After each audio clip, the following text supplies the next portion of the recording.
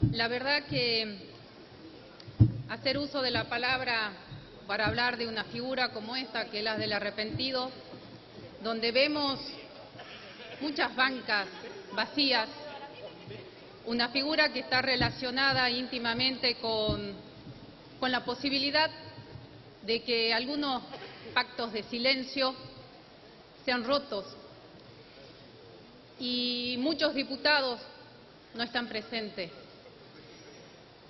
La Convención de Naciones Unidas, a la cual nosotros nos abocamos, aceptamos, alentó a que muchos países sancionen y elaboren normas respecto de la idea esta de posibilitar que algunos involucrados en hechos de corrupción o en delitos puedan arrepentirse para comenzar una investigación y que nos lleve esa investigación a poder determinar quién eran las cabezas de esas organizaciones criminales. Brasil no nos escapa. Brasil habló, hizo uso de esta figura, el famoso petrolado, que de alguna manera produjo un terremoto político dentro de ese país. En la FIFA se utilizó la figura del arrepentido para desbaratar a esa organización corrupta que se había producido en su seno. En Italia, la Omertà también, que produjo este silencio, esta ruptura del silencio de las organizaciones mafiosas. Pero en nuestro país esta figura no es nueva, esta figura ya estaba implementada en nuestra legislación, en todo lo que tenía que ver con la privación ilegítima de la libertad calificada, la trata de personas, el secuestro extorsivo, el lavado de activos de origen ilícito, el terrorismo, la lucha contra el narcotráfico. ¿Qué es lo que venimos a hacer acá, reformando o incorporando al artículo 41 ter del Código Penal? Es ordenar esa enumeración de figuras delictivas e incorporar otras figuras que sin lugar a duda hoy en día están en boga, lamentablemente, en nuestro país. Me refiero a los delitos del Código Aduanero que serán incorporados, todo lo que tiene que ver con el contrabando. Me refiero a los delitos previstos en los artículos 125, 125 bis, 126, todo lo que tiene que ver con la corrupción, con la prostitución y sus agravantes y la pornografía infantil.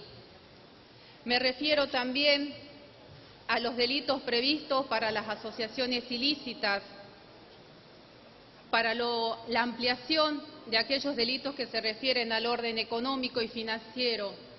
Y me voy a detener en el siguiente, en lo que se refiere a los delitos contra la administración pública, los delitos de corrupción. ¿Qué es lo que venimos a hacer con este proyecto de ley? Unificarlos y establecer esa enumeración taxativa de aquellas figuras que estaban desperdigadas dentro de nuestra legislación y hoy en día las ponemos en una enumeración. Este beneficio, o quienes pueden, de acuerdo a la oportunidad, acogerse a esta figura, y qué beneficios traería para esta persona que se acoja a esta figura la suspensión de la acción penal hasta tanto se concluya y se verifique la información que ha aportado, pero también se suspenderán los términos de la prescripción. La reducción de la pena en expectativa, y con esto se hace la aplicación de una fórmula. Se va a reducir de 1/3 del mínimo y la mitad del máximo. Y en aquellos casos en que la pena le incumple, la pena que tendría que aplicarse a este arrepentido sería de prisión o de reclusión perpetua, solo se podrá reducir hasta los 15 años.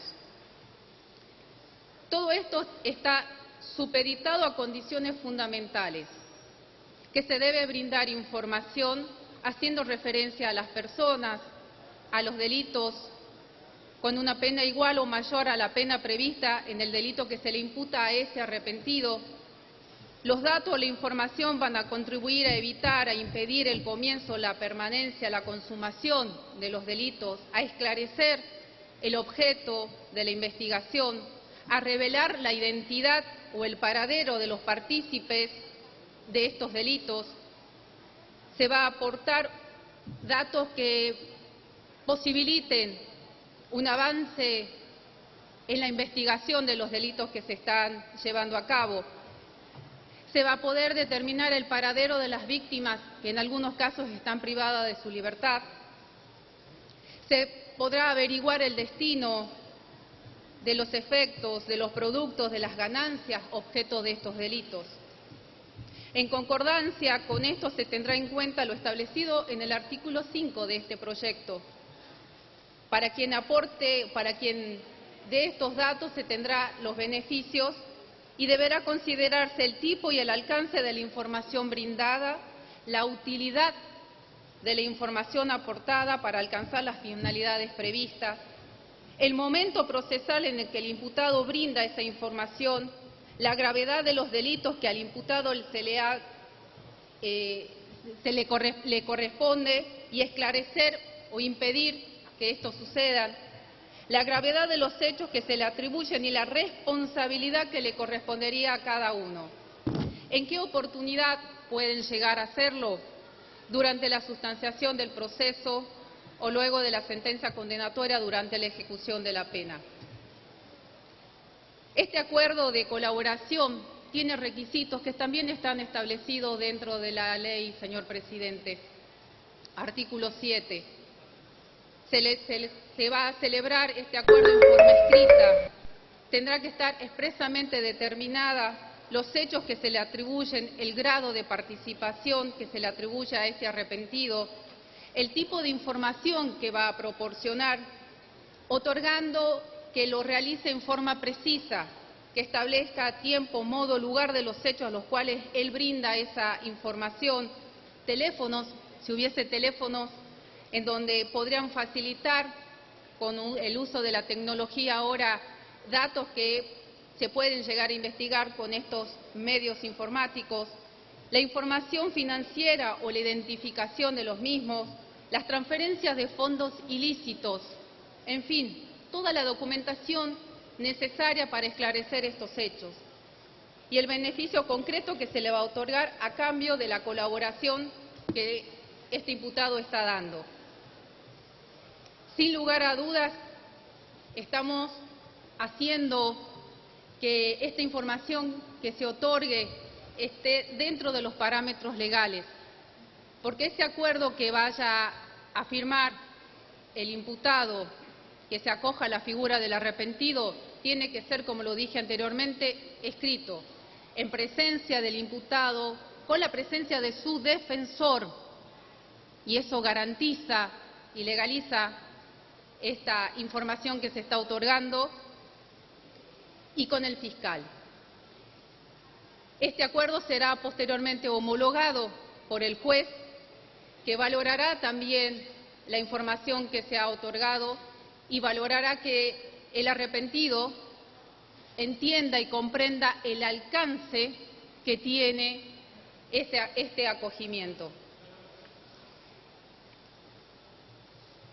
Si vamos a los límites de esta figura, podemos decir que en razón de la pena hay una limitación, ya lo dije anteriormente, que en aquellos casos en que la pena que le corresponde sea de prisión o reclusión perpetua, solamente se le podrá reducir hasta 15 años. La reducción no implica otras penas que se le puedan llegar a haber aplicado, como la inhabilitación, como la multa o como el decomiso. En razón de la calidad especial de los autores o partícipes o encubridores, la misma ley establece también un límite. y dice que no podrán acogerse a esta figura los funcionarios que hayan ejercido o estén en ejercicio de cargos susceptibles del proceso político de acuerdo a lo establecido en la Constitución Nacional, artículo 53 de la Constitución Nacional, y estamos hablando de presidente, vicepresidente, ministro, jefe de gabinete de ministros y los miembros de la Corte Suprema. Sin lugar a dudas, el resguardo de las garantías del imputado están aseguradas dentro de este proyecto de ley. No quiero tomarme más tiempo porque el diputado Petri también va a hacer uso de la palabra, y antes de cerrar mi discurso, ese arrepentido que brinda información falaz que tienda a perjudicar la investigación, hemos incorporado el artículo 276 bis, en los cuales se le va a establecer una pena que oscila entre 4 a 10 años. Creo que de esta manera, si bien no vamos a dar una respuesta definitiva, estamos dando una respuesta a la sociedad que nos está pidiendo desde sus casas que demos una respuesta, porque están hartos de este nivel de corrupción que hemos sido partícipes y hemos tenido conocimiento durante todas estas semanas, que no escapaba a muchos de nosotros, pero que se han viralizado. Uno de los diputados habló de varios López que salen a trabajar, que hacen lo que deben hacer, pero hay otros López que no lo hicieron. López, Jaime, José López, ahora nuevamente, y muchos otros que están relacionados con hechos de corrupción. Y nosotros tenemos que dar respuesta. Y tanto que han hablado algunos diputados del bloque del Frente para la Victoria que quieren que estos corruptos sean castigados, me sorprende que en este momento no estén acá presentes. Los pactos de silencio se van a romper. Empezamos y queremos que hayan voces que denuncien y aquellos que han formado parte de estos actos corruptos que han dañado a la sociedad empiecen a hablar. Queremos que empiecen a hablar. La ley los va a amparar. Muchas gracias.